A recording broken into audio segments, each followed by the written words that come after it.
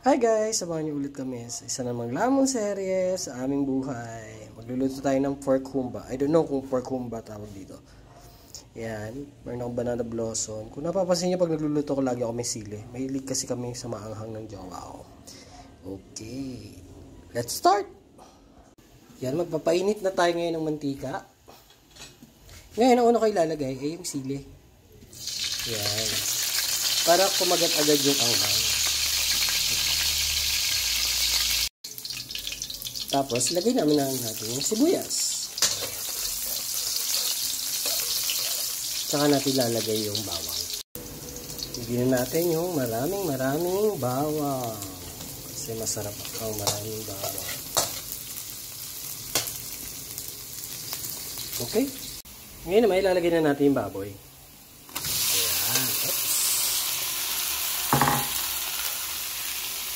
Halo-haloin lang natin.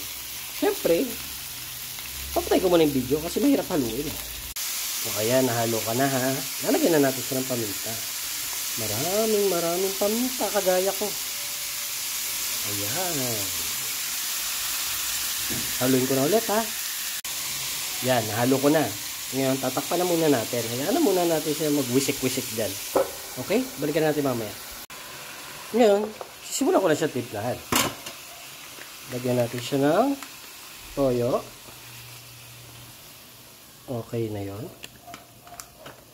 At suka. From dato puti. Baka naman. Okay na yon. Tapos, huwag nating haluin kasi may hilaw yung suka. Okay? Huwag takpan na lang ulit. Balikan mamaya. Check na natin. Kumukulo na. Lagyan natin ng water. Maraming water. Papalambutin kasi natin. Sa mga basher dyan. Kung mangingialam ng luto, tama po kayo, hindi po ako marunong magluto, hula-hula lang ito, okay? Huwag magagalit. Yan, kumukulo na.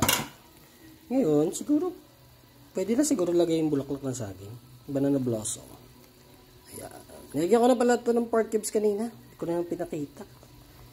Para kunyari, yung lasa talaga, ako lang ang may gawa. Joke lang po. Check na natin ulit. O yun, nagmamantika na siya. Siguro oras na para lagyan natin siya ng sugar. Siyempre, ang humba matamis. Okay. Tansya-tansya lang tayo. Okay na kaya yun? Oh, bahala na kayo. Kami naman kakain na ito, no? Konti na lang. Finally, luto na! Ilabas na ang bahaw. Okay na to. Kakain na! Mahal, kakain na!